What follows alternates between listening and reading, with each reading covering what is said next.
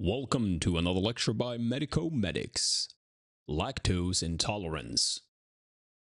In this lecture, we will begin with a general introduction of lactose intolerance. We will discuss normal physiology, symptomatology, and a case example.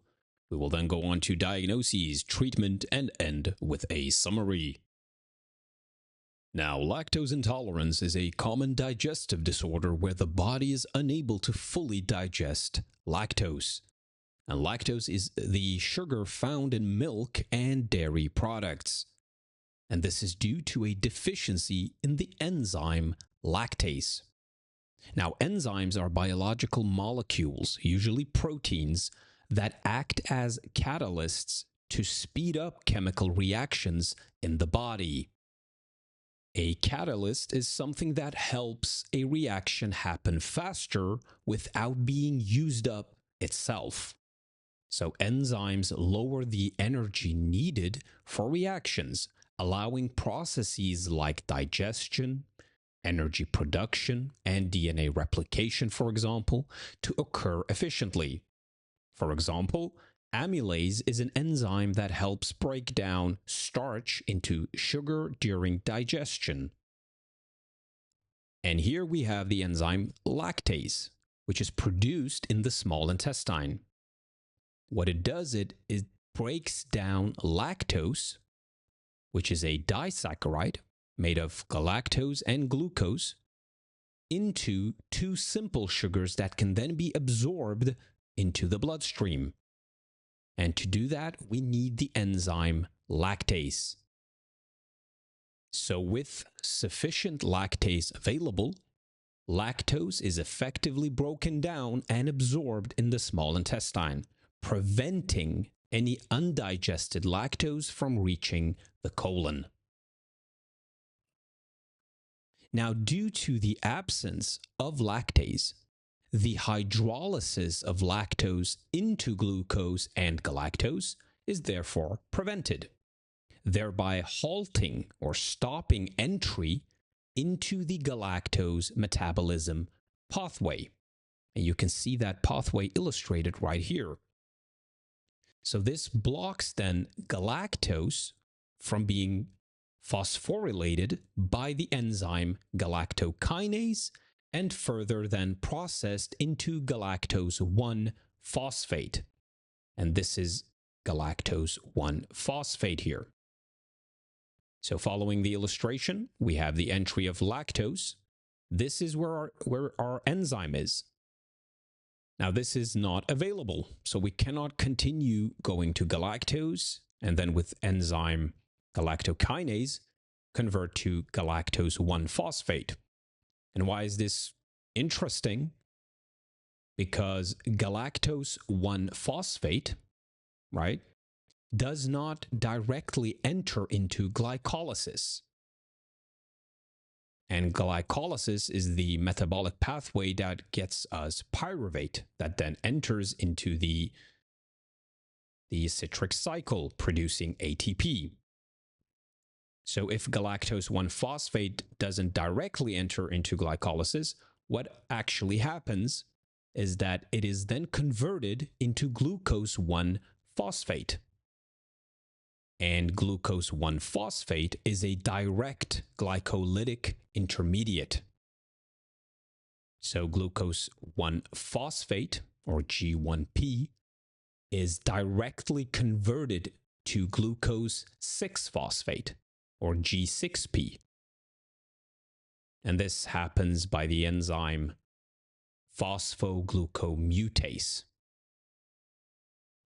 And if you know your glycolysis pathway, then you know that when we say glucose-6 phosphate, we are indeed in the glycolysis pathway, moving downwards towards pyruvate.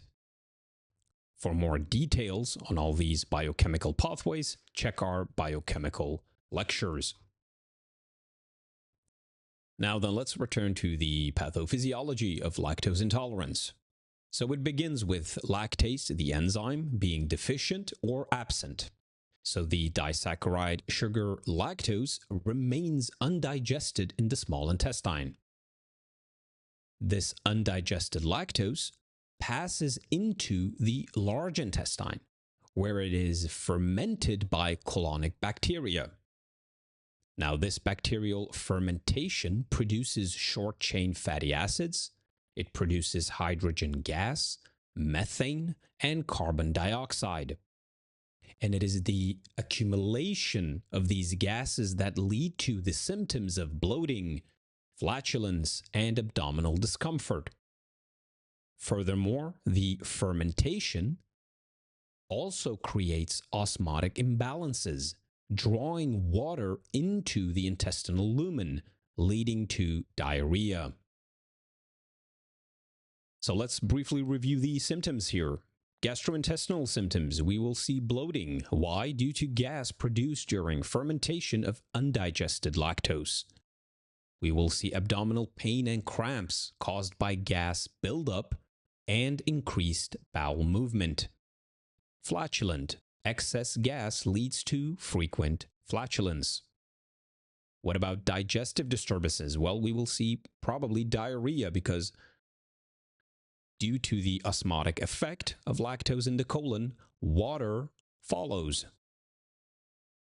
We might see nausea, so some individuals may feel nauseated after consuming lactose-containing foods.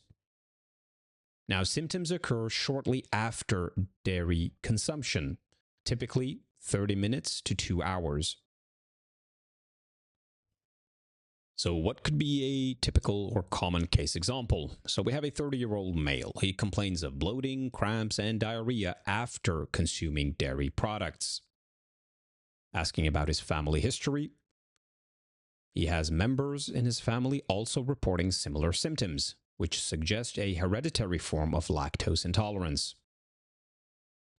During a physical exam, no abnormalities on examination, as lactose intolerance doesn't typically cause visible physical signs. Now, how do we go about diagnosing lactose intolerance? Well, we do a lactose tolerance test. So after consuming a lactose solution, blood glucose levels are measured. Low glucose would indicate that lactose isn't being digested. We could do a hydrogen breath test. So we measure hydrogen in the breath after lactose consumption. High hydrogen levels would indicate bacterial fermentation of undigested lactose. Stool acidity test. So for infants and young children, stool acidity is tested. High acid levels suggest undigested lactose is being fermented in the colon. And of course, elimination diet. So removing dairy from the diet can help determine if symptoms resolve without lactose. So in managing lactose intolerance, we begin with dietary adjustments. So a lactose-free diet, meaning avoid dairy products or choose lactose-free alternatives to prevent symptoms. We can give lactase supplements. So there are over-the-counter lactase enzyme supplements taken before consuming dairy, which can help digest lactose. Gradual reintroduction of dairy. So some people can gradually reintroduce small amounts of dairy to build tolerance. And don't forget about calcium and vitamin D supplements. So supplements may be needed to ensure adequate calcium and vitamin D intake when dairy is avoided. And the reason is dairy is very rich in calcium. So alternative calcium sources could be green leafy vegetables, fortified plant-based milks, and nuts. All of these provide non-dairy calcium. For long-term management, nutritional counseling could be in order. So working with a dietitian can help ensure a balanced diet with adequate calcium and vitamin D. So in summary then, lactose intolerance is a digestive disorder where lactase deficiency leads to symptoms like bloating, gas, and diarrhea after dairy consumption.